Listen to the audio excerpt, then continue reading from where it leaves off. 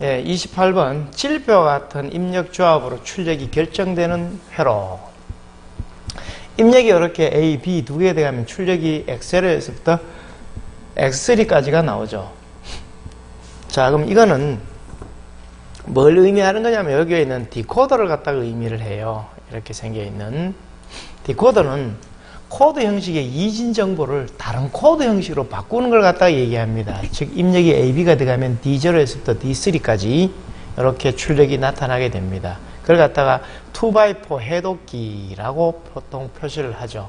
그래서 이진 데이터를 갖다가 이진 데이터에 해당되는 이진 코드나 BCD 코드를 갖다가 해독하기 위한 이에 대응하는 한 개의 선택 신호로 출력하는 것을 갖다가 얘기한다. 그래서 주로 어디에 두 개의 입력은 보통 4개의 출력으로 해독되는 게 2x4 디코더가 되고요. 그리고 컴퓨터 중앙 처리 장치 내의 번지의 해독, 명령의 해독, 제어 등에 사용하는 것으로 된다라고 보시면 되겠죠. 그럼 여기서는 답이 해독기, 디코더가 됩니다. 디코더.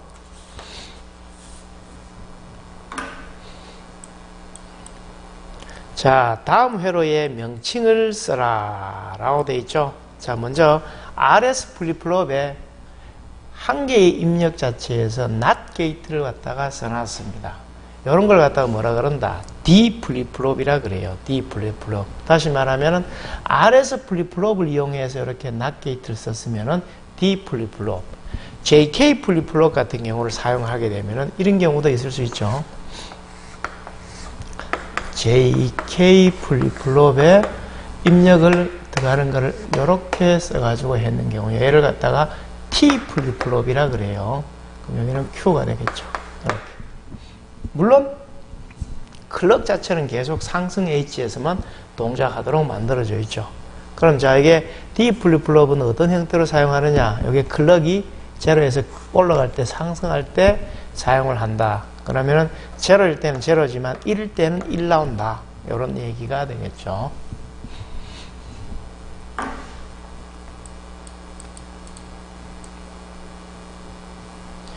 자, 논리회로가 뜻하는 회로의 명칭을 써라 라고 표시되어 있죠. 자, 그럼 이거는 그림 자체를 조금 더 확대를 시켜 보이면요. 자, 여기서 한번 볼게요. 자, 요 파트 같은 경우, 요거는 안에 플러스가 있는 겁니다. 여기 NOT 게이트가 존재하게 돼요. 그러면 A와 B가 A 플러스 B 들어가는 게 전체가 바가 되겠죠. 요런 출력식이 나오고, 요게 입력으로 들어가고, 여기도 플러스 되니까, 결론은 어떻게 돼요? A 플러스 B 바 했는 거를 전체 바가 되는 거죠. 여기는 B 플러스 A 플러스 B에 바 했는 거에 전체 바가 되고, 여기는 F는 결론은 어떻게 된다? A 플러스 B 바의 전체 바 했는 거 플러스 B에 A 플러스 B 바의 전체 바 했는 거에 전체 바가 되겠죠. 이렇게 나오는 거를 그 다음에 이제 간략화 시켜야 됩니다. 간략화 어떻게 시키느냐? 요거를 반 나누죠. 즉 드모르강 법칙에 의해서. 그러면 식이 A 플러스 B 바의 전체 바 도트 B 플러스 A 플러스 B 바의 전체 바의 바 이렇게 나옵니다. 그럼 위쪽에 있는 두 개가 없어지죠. 없어지고 남았는 녀석이 A 플러스 B 바 도트에 B 플러스 A 플러스 B 바 이렇게 표현이 되죠. 이렇게 표현해놓은 걸 얘를 어떻게 한다? 또 반 나누는 겁니다. 드모르강 법칙 이용해서. 그럼 식이 A 플러스 A 바 도트 B 바가 나오고, 그리고 B 플러스 A 바 도트 B 바 이렇게 되겠죠. 이렇게 되는 거를 분배를 시킵니다. 이런 형태로. 얘도 이런 형태로. 분배를 시키니까 나오는 게 A 플러스 A 바가 나오고, 그 다음에 A 플러스 B 바가 나오고, 도트 B 플러스 A 바 나오고, 그리고 B 플러스 B 바 나오죠. 그럼 여기 어떻게 돼요? 얘와 얘는 1이 되죠. 1 되는 거를 얘를 다시 또 이렇게 분배를 시킵니다. 이런 형태로. 그렇게 분배를 시키니까 나왔는 게 A 도트 B 플러스 여기서 이렇게 가니까 그죠? 플러스 A 도트 A 바 플러스 B의 B 바 플러스 A 바 도트 B 바 이래 나오죠. 그럼 얘와 얘는 뭐예요? 1이죠. 아, 제로죠. 없어져 버립니다. 그죠? 없어지고 남으니까 남은 거 요겁니다. 출력식이. 그래서 나오는 게 A 도트 B 플러스 A 바 B 바. 최종 출력식은 요거다 이거지. 그럼 요거에 대한 출력식이 표현되어 있는 게 바로 뭐냐? 바로 요겁니다. 즉 익스크루시브 OR 회로와 익스크루시브 노R 회로에 해당되는 요거를 의미하죠. 요걸 보시면은 바로 익스크루시브 OR 회로는 두 개의 입력이 서로 다를 때 출력을 내는 거고, 익스크루시브 노R 회로는 두 개의 입력이 서로 같을 때 출력을 내는 걸 뭐라 그런다? 익스크루시브 노R 회로라 그런다. 그래서 익스크루시브 노R 회로인 1번이 답이 되는 거죠. 1번. 앞에서도 한번 기출됐던 문제니까 서로 익스크루시브 OR 회로와 노R 회로를 비교해 보시면 되겠죠. 즉 OR 회로를 갖다가 다시만 노R이기 때문에 어떻게 했습니까? 반전시켰는 게 익스크루시브 노R 회로다. 이렇게 보시면 됩니다.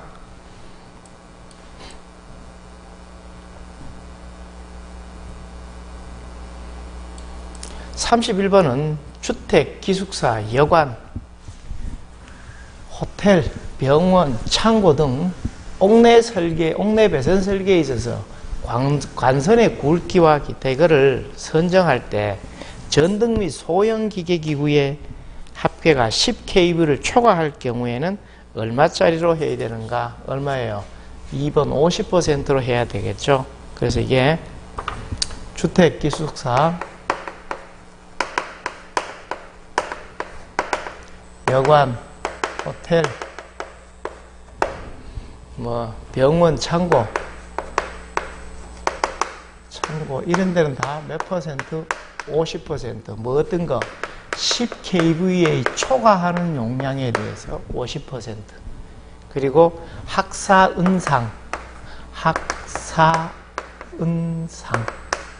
학교, 사무실, 은행, 상점 이런 데는 70%. 그러니까 이 내용은 뭐냐? 이거죠. 내가 가지고 있는 거 15kVA가 있다. 이거를 이러한 주택의 수용률을 적용해서 계산을 하게 되면은 10kV까지는 그냥 냅두고 5kV에 대해서 만약에 주택이다. 그러면 이게 50%를 하니까 12.5kVA에 해당되는 것만 용량 산정을 하면 된다. 이런 의미가 되겠죠. 만약 학교다. 그럼 이게 0.5가 아니고 70%에 해당되는 13.5kVA가 된다. 이런 의미가 되겠습니다.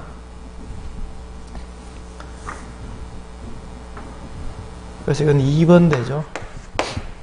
사이리스트의 턴오프에 대한 설명이다. 가장 적합한 것은 사이리스트가 순방향 도전 상태에서 역방향 저지 상태로 되는 걸 갖다가 턴오프라 그러고요.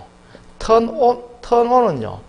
사이리스트가 저지 상태에서 순방향 도전 상태로 되는 걸 갖다가 턴온이라 그럽니다.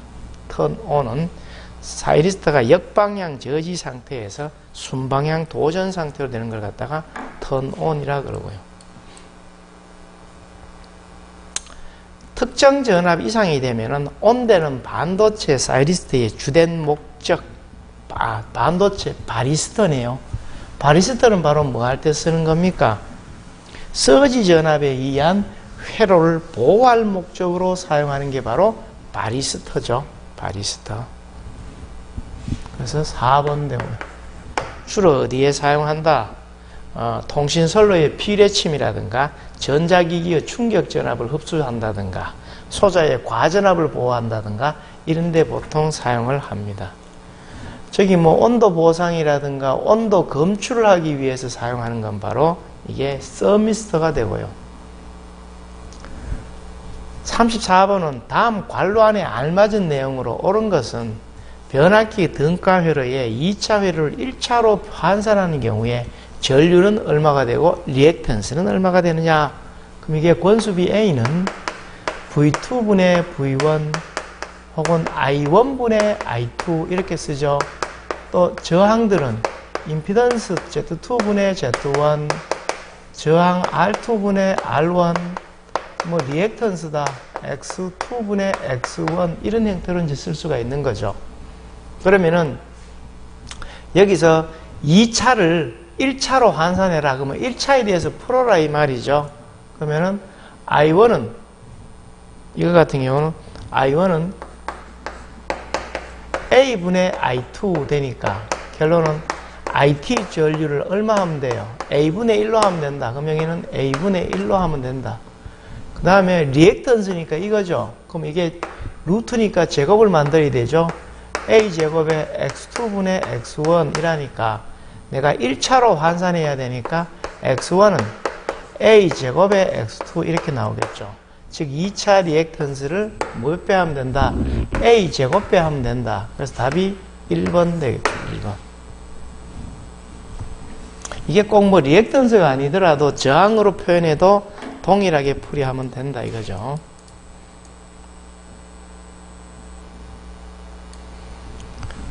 35번 같은 경우에 금속 전선관 22mm를 90도로 굽히는데 소요되는 최소 길이는 얼마 하면 되겠는가? 이때 곡률 반지름을 얼마로 하라? 6D보다 크도록 하라. 이렇게 돼 있죠. 그럼 원래는 얘가 곡률이 이런 형태로 이제 이렇게 휘어지면은 원래 이게 이제 반지름이 되겠죠. 원래 여기서 이러한 형태로 이제 원이 이렇게 이루어집니다. 그럼 여기서부터 어디까지? 요 센터까지 보통 이렇게 표현이 돼요. 여기까지. 그러면은 여기서 곡률 반지름은 R은 6D보다 크게 하라. 6배 이상 하라 이 말이죠. 후광전선관이 22mm니까 표현 자체를 얼마? 22 곱하기 있네요. 안찌름 여기 나와 있네요. 안찌름 크기에 관의 호칭이 22인데 안찌름이 얼마다? 21.9더라. 그러면은 여기서 이만큼 다 휘는 걸 갖다가 원의 길이를 2파이 R이죠. 근데 이게 2파이의 반지름을 갖다가 구하기 위해서는 원둘레 전체의 길이가 이만큼이니까 R 값이 얼마예요? R 값이 요거는 6D로 하라 그랬으니까 요거 대신에 6D 값을 이렇게 넣으면 되겠죠.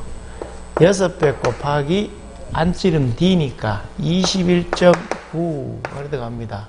그런데 요거는 전체 길이에 얼마예요? 4분의 1에만 해당이 되죠. 고로 얼마? 4분의 1. 그리고 이 지름 자체를 보통 구할 때요, 센터를 기준으로 보통 하다 보니까 이 바깥쪽 지름에 대한 것도 실적으로 고려를 해줘야 돼요. 그러면은 요거 가지고 다이렉트로 계산을 해도 되고, 여기다가 하나를 더 추가하고 싶으면은 요 식에다가 플러스 2분의 라지 D 바깥지름에 해당되는 거를 절반만 더 추가시켜주면 돼요. 그래서 플러스 2분의 26.5 하니까 답은 219.65mm가 나와요. 그래서 어쨌든 이 값보다는 무조건 커야 되니까 여기서는 답은 몇 번 돼요? 2번이 되겠죠. 그죠? 이 크기보다는 무조건 커야 된다는 거. 그래서 요 있는 요 크기 때문에 여기 얼마? 2분의 D 크기만큼 보통 더 추가가 되는 겁니다. 36번 같은 경우도 34극의 60MV의 역률 0.8짜리 60Hz 22.9kV의 수차 발전기의 전부하 손실이 1600kW다. 전부하 효율은 어떻게 되느냐라고 묻죠. 자, 이게 발전기는 2타G 효율은 발전기는 출력 플러스 손실분의 출력으로 보통 표시를 하죠. 그러면 출력이 어떻게 표현돼야 돼요? 60MVA에 대한 출력이니까 이거는 입력의 역률을 곱했는 단위가 킬로와트로 바꿔야 되겠죠. 그럼 60 곱하기 0.8 했는 거에 10의 3승 플러스 손실이 1600. 그럼 위에 거는 똑같이 이런 형태로 표시하면 되겠죠. 하니까 이거 크기가 얼마 나온다? 0.967. 즉 96.7%가 나온다. 그러니까 약 뭐 3번 하면 되겠네요. 그죠? 예, 이렇게.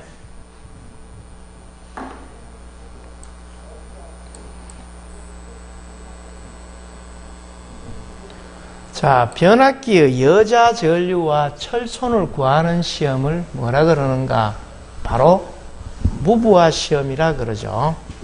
거기에 비해서 단락 시험은 동손을 구하는 시험법이 됩니다. 그래서 이게 무부하 시험은 이 히스테리시스손이나 과전류손을 갖다가 구하니까 바로 요거는 무부하 시험이 되고, 그 다음에 단락 시험은 바로 2차 동손을 갖다가 구할 수 있는 식이 된다. 이렇게 됩니다. 그리고 여기 뭐 부하시험과 유도시험이라고 나오는데, 부하시험 같은 경우는 이거 뭐 유도시험은 층간 전련시험을 갖다가 하기 위해서 하는 거고, 부하시험 같은 경우도 그 온도시험법을 갖다가 진행을 하기 위해서 실부하법이나 혹은 반환부하법이나 기타 이런 걸 이용해서 하는 방법들이 되겠죠. 38번에 삼상유도전동기의 설명으로 틀린 것은 무엇입니다?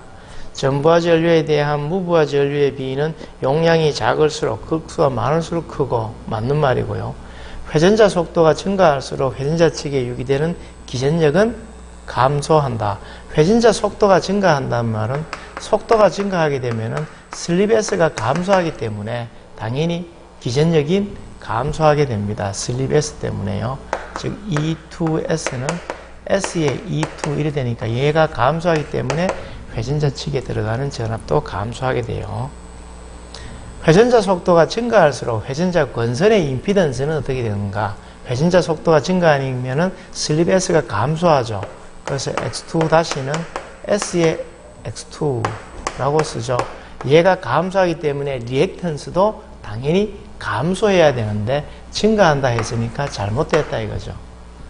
전동기의 부하가 증가하게 되면은 슬립이 증가하게 되고요.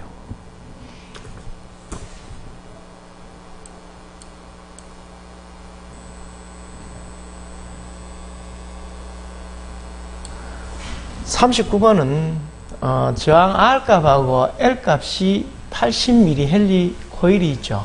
이 코일에 220V 60Hz의 전압을 가할 때 소비되는 전력은 얼마가 되는가? R을 직렬회로니까 전력 구하는 식은 P는 R자승의 I 이렇게 써야 되겠죠. 그럼 여기서 R값은 이미 40이라고 주어져 있고 전류값 구해야 됩니다.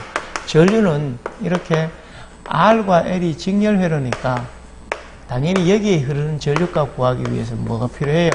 전체 임피던스가 필요합니다. Z분의 V라고 써줘야 되겠죠. Z값이 40제곱 플러스 저기서 2파이 주파수가 60, L값이 80mm 헨리.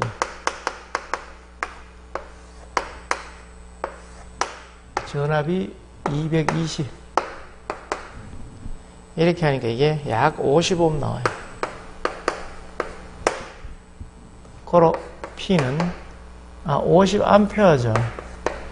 50제곱 곱하기 40 하니까 이게 7 잠깐만, 이게 50A가 아니지.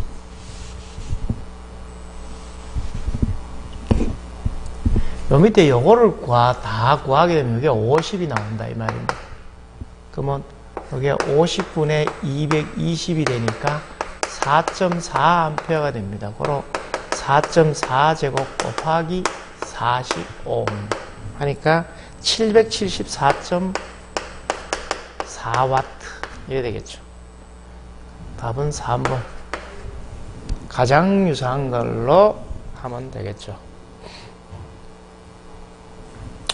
CPU가 어떤 작업을 하던 중에 외부로부터 요구, 즉 인터럽트 요구라 그러죠. 그 작업을 잠시 중단하여 처리한 다음에 그 다음에 다시 돌아가는 걸 갖다가 인터럽트라 그럽니다. 인터럽트. 그래서 인터럽트는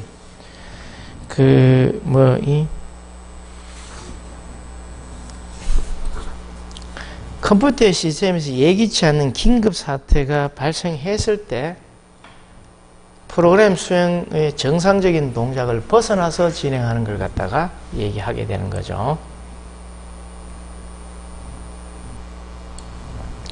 41번에 가공전선의 전선의 단위 길이당 중량과 경관이 일정할 때 이도는 어떻게 되는가? 이도는 바로 전선이 쳐지는 점 사이의 딥이라 그러죠. 즉 이렇게 되어 있으면 여기서부터 이렇게 똑 바르게 가는 게 아니라 얘가 이렇게 쭉 쳐진다 이 말이죠. 요걸 뭐라 그런다? 딥, 이도라 그런다. 그 딥은 8t분의 ws 제곱이라 그러죠. 즉 t는 장력, 여기서 여기까지 경관을 s, w는 1m당 중량이라고 하니까 전선의 장력에 대해서 반비례하겠죠. 그래서 이게 2번이 되고요. 전로의 중성점을 접지하는 목적에 해당되지 않는 것, 보호장치의 확실한 동작, 그리고 대지전압의 저하, 이상전압의 억제, 4번은 해당 사항이 안 되죠. 그래서 지락사고 시에 보호장치 같은 경우는 그 접지 계정기의 동작을 확실하게 해서 신속하게 선택 차단을 하죠.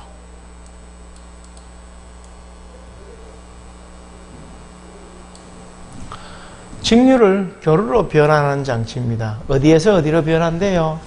직류에서 교류로 간다. 고로 DC에서 AC로 가는 걸 얘기하겠죠.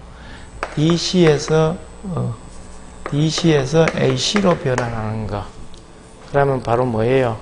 역변환이죠. 그래서 이걸 인버터라 그러고, 반대로 AC를 DC로 보내는 거를 요거를 컨버터라고도 하기도 하고 제어 정류기라고도 합니다. 제어 정류기. 순변환이죠. 혹은 컨버터라고도 얘기를 하고, AC를 AC로 변환하는 것은 사이클로 컨버터,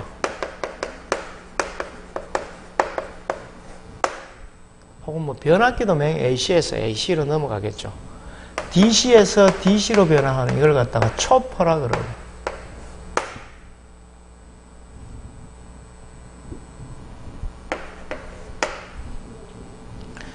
44번은 저압 옥내 간선의 분기점에서 전선의 길이가 몇 메다 이하인 곳에 원칙적으로 개폐기를 설치합니까? 3m 이하인데 원칙적으로 설치해 줘야 되죠. 그래서 B1이 이렇게 있으면은 여기서 원칙적으로 이 B2는 어디에 3m 이하에 원칙적으로 해야 된다. 그러나 그렇지 못할 경우에 3에서 8m 이하까지는 얼마? 전체 내가 사용하고 있는 그의 B1의 35% 이상의 값을 사용을 하게 되면 되겠죠. 요거 전선의 굵기를. 그 다음에 이게 거리에 제한이 없을 경우에, 거리 제한이 없죠. 즉 8m를 넘는다 이 말입니다. 그러면은 B1의 값에 얼마? 55% 이상 되는 값으로 이 굵기를 선정을 해줘야 된다. 물론 여기는 이 차단기 굵기가 바로 여기에 있는 간선의 허용 전류로 계산을 하셔도 되겠다 이 말이죠.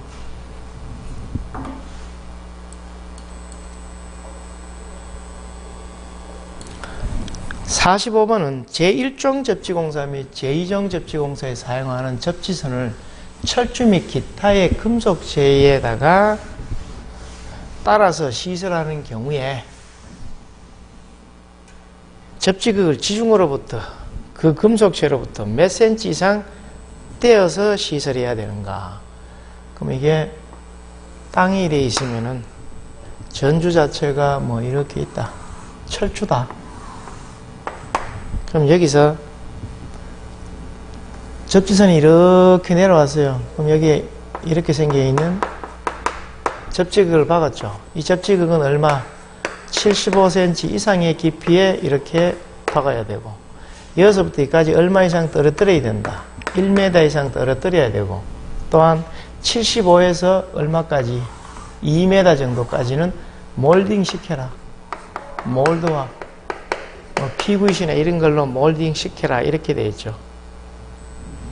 75cm까지.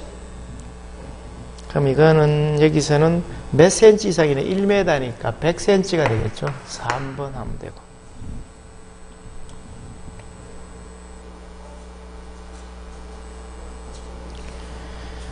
마이크로 프로세서의 16비트 시스템이 아닌가? 인텔 8085 이거 같은 경우는 8비트 마이크로 프로세서입니다. 8비트예요. 인텔 8085. 8086이나 자이로그 G800 그리고 모토로라 68000 전부 다 16비트 다 이렇게 되고요. 동기전동기의 위상 특성 곡선에 대해서 옳게 설명한 거 뭐냐? 동기전동기는요, 위상 특성 곡선이 이런 형태로 되어 있죠. 여기에 전기자 전류, 여기에 여자 전류 혹은 계자 전류, 이건 전기자 전류. 이때 요게 역률이 1일 때의 부하 특성 곡선이고 이런 형태로 쓰죠. 즉 P1, P2, P3 용량이 크면 클수록 이렇게 올라가는 겁니다. 이렇게 된 게 바로 부하 특성 곡선이죠. 그래서 이게 역률이 1일 때의 부하 곡선이니까 이게 P가 일정한 곡선이 되고요. 출력인 요거는 출력은 다 일정한 곡선이 된다 이거죠. 이때의 전기자 전류와 여자 전류의 곡선이 된다. 4번이 되겠죠. 그리고 48번처럼 전가상기의 입력 변수가 XYG일 때 출력 함수가 sum, 즉 가상기의 값과 캐리, C를 갖다가 논리식으로 표현하는 게 바로 뭐다? 4번 돼요. 그럼 이거는 전가상기를 한번 보면요, 이런 형태로 되어 있죠. 즉 자리 올림수가 합이 이런 형태로 표현이 되고, 합이 A 플러스 B 플러스 C 전부 다 뭐예요? 익스클루시브 OR 회로를 갖다가 만들어 놓고 있죠. 거기다가 자리 올림수도 보면은 AB AND 게이트 플러스 A 플러스 B의 익스클루시브 OR 회로입니다. 도트 C 이런 형태로 이루어져 있는 걸 갖다가 전가상기라 그럽니다. 그래서 이걸 여기 있는 것처럼 이렇게 입력 자체를 ABC가 아니라 XYG로 표현을 해도 이런 형태의 것을 가지면 되겠죠. 그래서 답이 4번이다.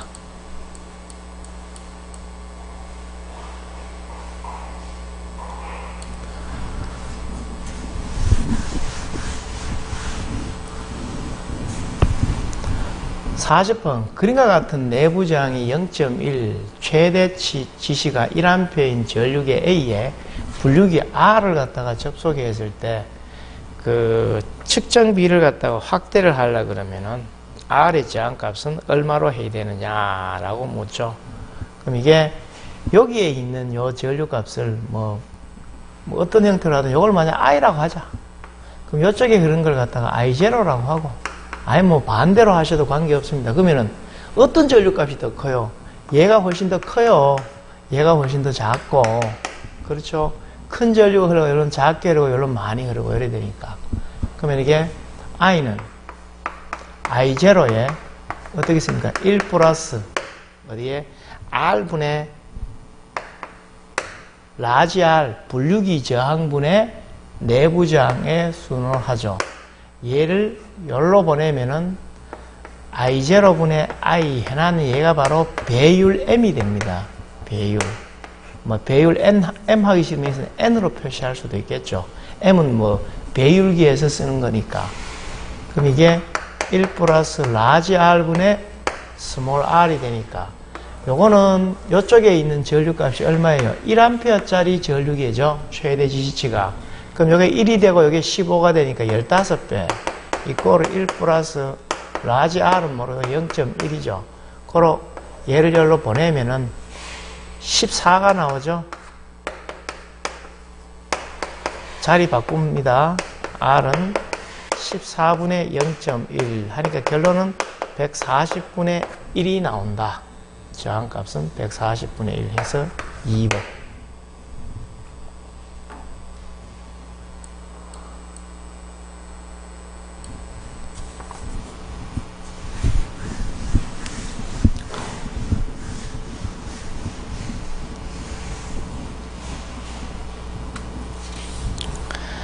삼상발전기의 전기작 원선에 Y결선을 채택한 이유로 볼 수 없는 것은 Y결선을 하게 되면 좋은 점이 성간전압하고 상전압 사이가 얼마만큼 루트 3배만큼 차이가 나죠. 그래서 상전압이 낮기 때문에 코로나나 열화 등이 적고 맞는 말이죠.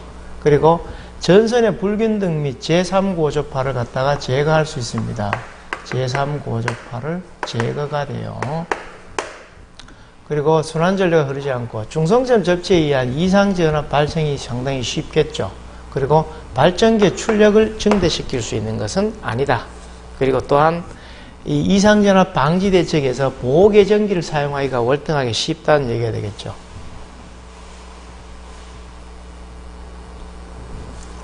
송배전 계통에 사용하는 보호계전기의 반한시 특성은, 반한시는 바로 전류와 시간의 개념이 바로 이런 반비례하는 결과를 가지게 된다.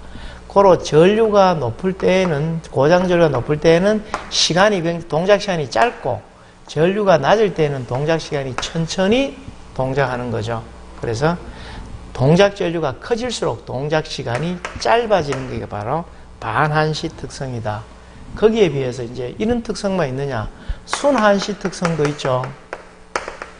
그러니까 동작 시간이 0.3초 이내의 계전기고 0.3초 이내에 동작하는 계전기, 정한시 계전기는 최소 동작 구동값 이상이 되기만 하면은 일정 시간으로 동작하는 걸 얘기하고, 그 다음에 반한시, 정한시형 계전기는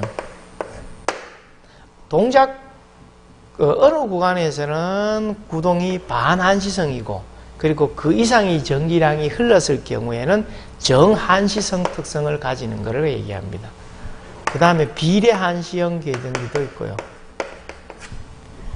동작 시간이 동작량에 비례해서 동작하는 걸 얘기합니다.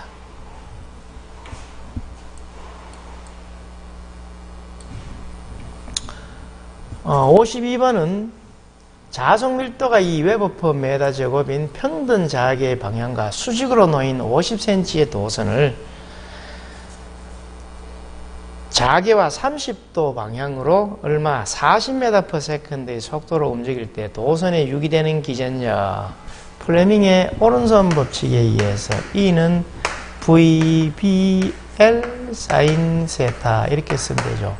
속도 V가 40m/s고 좌장이 1이고 길이가 50cm니까 0.5, 각도가 30도, sin 30도 이렇게 해서 계산하니까 이게 10V의 전압이 나타난다. 2번 되겠죠.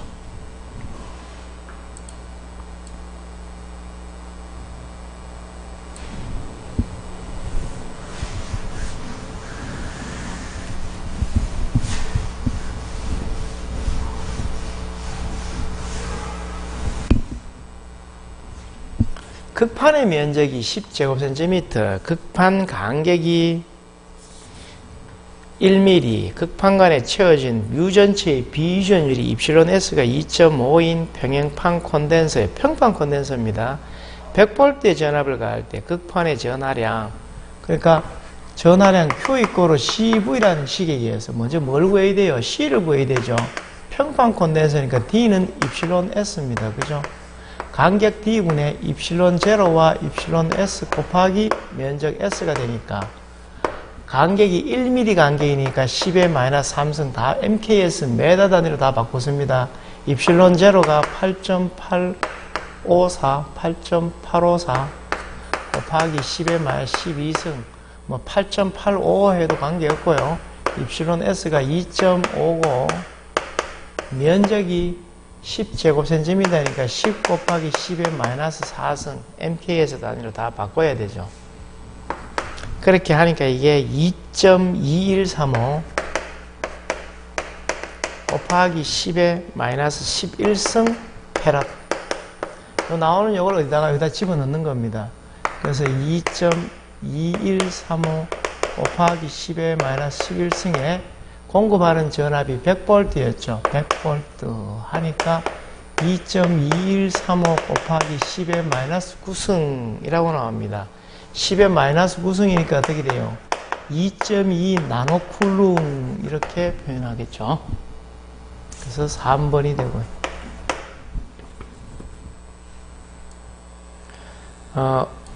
54번에 있는 이런 그림들은 어떻게 표현되는 겁니까? 자, 여기에 입력이 들어갔고 게이트가 여기서 펄스를 줬습니다. 그럼 게이트를 펄스를 주니까 얘가 요 출력도 나오고 또 요 밑에 요 보니까 요 출력도 또 나오죠. 그럼 뭐예요? 플러스와 마이너스 되어 있는 양방향 다를 제어할 수 있는 요소가 뭐냐? 여기서 GTO, SCR, 다이오드, 양방향성 트라이액 중에 양방향성은 바로 뭐다? 4번에 있는 트라이액이다. 즉 출력 자체와 정의 방향과 부의 방향, 즉 플러스 마이너스 둘 다가 출력이 다 나온 것을 찾으라. 이런 개념이 되겠죠.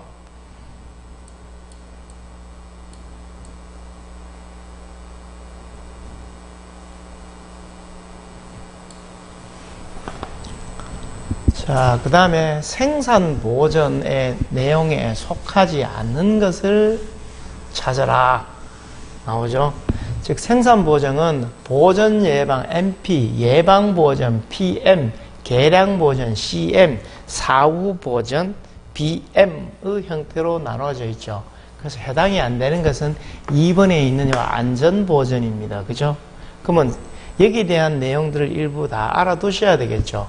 보전 예방은 설비의 설계 및 설치 시 고장이 적은 설비를 선택하여 설비를 신뢰성과 보존성을 향상시키기 위한 방법이고, 예방 보정은 설비 사용 전 정기 점검과 검사와 조기 수리 등을 통해서 설비 성능의 저하와 고장 등 사고를 갖다가 미연에 방지해서 설비의 성능을 표준 이상으로 유지하는 보존 활동이 되겠죠. 그러니까 결론은 뭐다? 정기적인 점검과 서비스 체계가 필요한 거고, 계량 보존은 설비가 고장난 후에 설계 변경이나 부품의 개선 등으로 수명을 연장시켜서 하는 걸 갖다가 계량 보존이고, 사후 보존은 기계 설비의 고장이나 결함이 발생한 후에 이를 수리 또는 보수하여 회복시키는 보존 활동입니다. 그래서 설비의 열화 정도가 이거 같은 경우는 수리 한계를 넘어간 경우에 하는 걸 갖다가 사후 보존이 되겠습니다.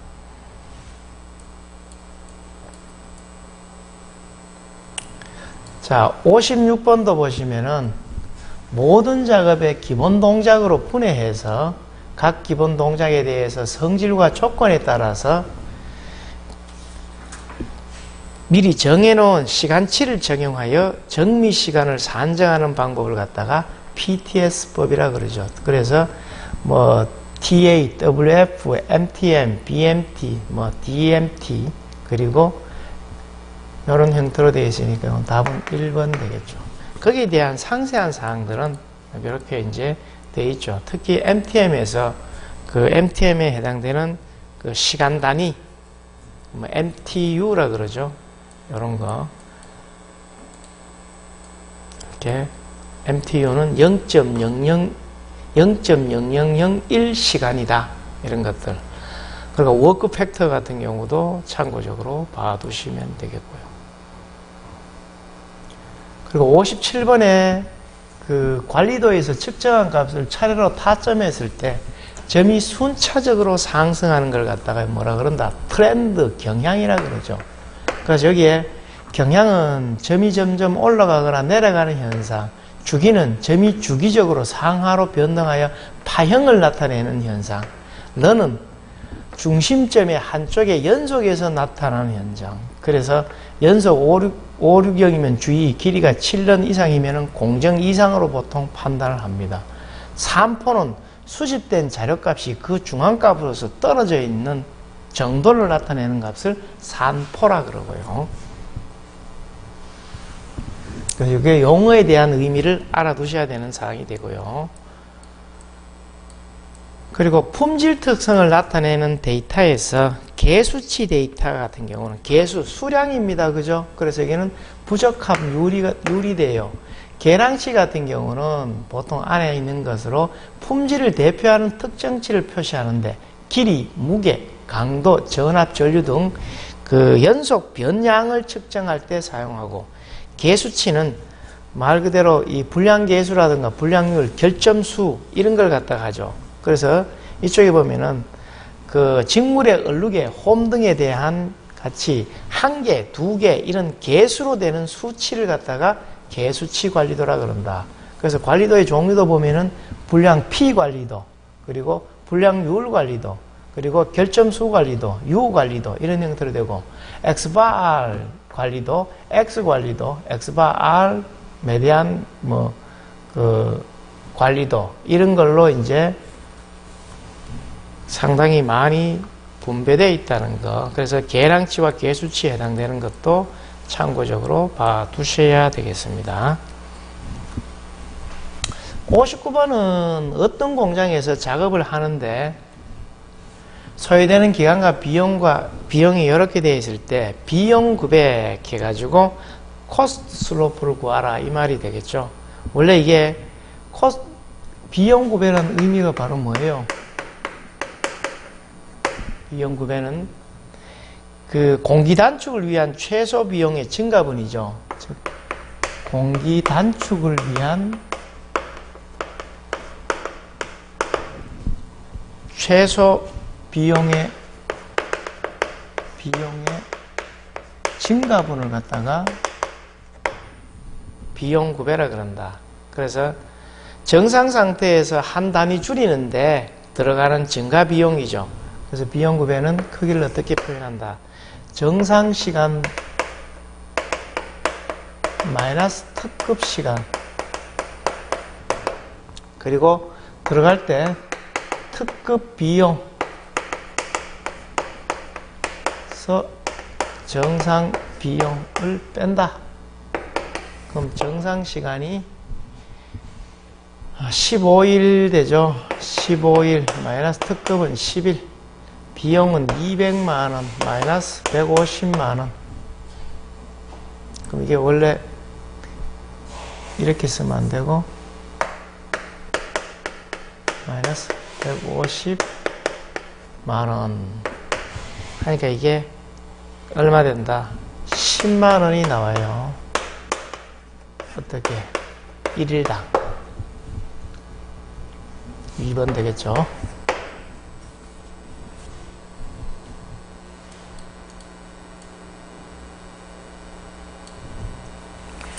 자, 60번은 200개들이 상자가 15개 있을 때 각 상자로부터 제품을 랜덤하게 10개씩 샘플링하는 경우에 이때 샘플링하는 방법이 뭐냐를 묻는 문제입니다.